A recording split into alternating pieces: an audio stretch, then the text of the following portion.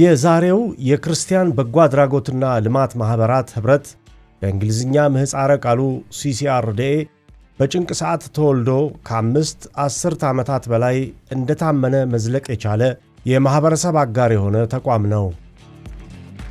ሀገራችን በፖለቲካ ለውጥ እንዲሁም አንጀትና ክብር ዝቅ በሚያደርግ ረሃብ ትንፋሽ ሲያጥራት ሕይወት ለማዳን በ12 እምነት ተኮር ድርጅቶችና በአንድ ዓለም አቀፍ የልማት ተቋም እንደ ኢትዮጵያ ዘመን አቆጣጠር በ1965 ዓ.ም ተመሠረተ።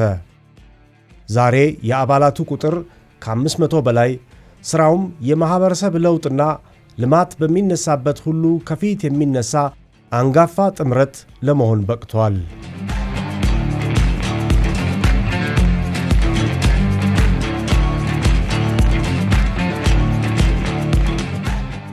CCRDA በጠቅላላ ጉባኤ ላዕላይ ሥልጣንና አመራር ጥላ ስር ለአባላቱ ፍላጎትና ጥቅም መጠበቅ የሚሠራ የጋራ ድምፅና መድረክ ነው።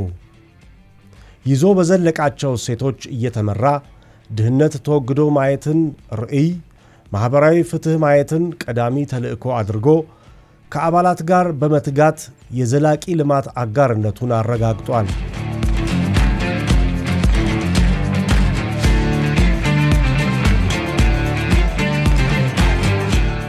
በአምስቱ 10 ዓመታት ሕልውናውን ጭምር የሚፈትኑ ተግዳሮቶች አጋጥመውት የነበረ ቢሆንም ፈተናዎቹን ጊዜው የሚጠይቀውን ምላሽ እየሰጠ ዘርፉን አገልግሏል።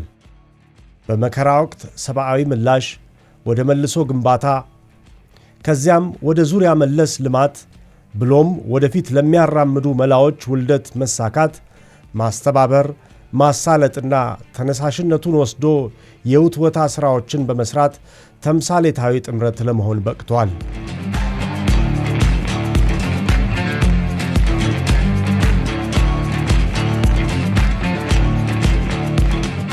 ከአንድ ብርቱ ሁለት መድኃኒቱ ማለትን ገና ከጥንስሱ የሚያውቀው CCRDA ከአባላቱ 1/3 የሚሆኑት ዓለም አቀፍ ተቋማት ናቸው።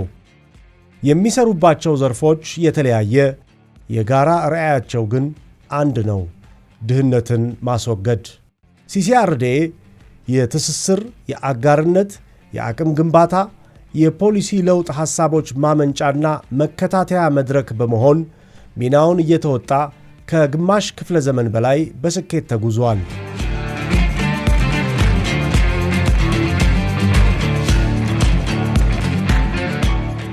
የCCRDA አባላት በሀገሪቱ አራቱም ማዕዘናት ይሠራሉ።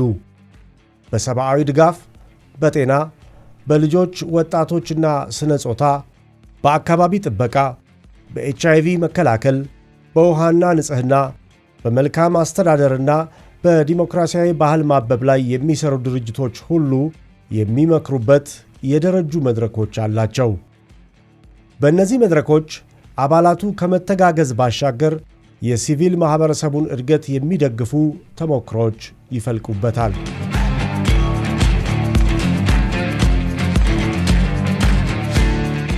CCRDA ለስኬት ያበቁትን እሴቶች ከተለዋጮቹ ዕድልና ተግዳሮቶች አንጻር እየፈተሸና እያደሰ በመጪዎቹ ዓመታት ወደ ላቀ እመርታ መጓዙን ይቀጥላል።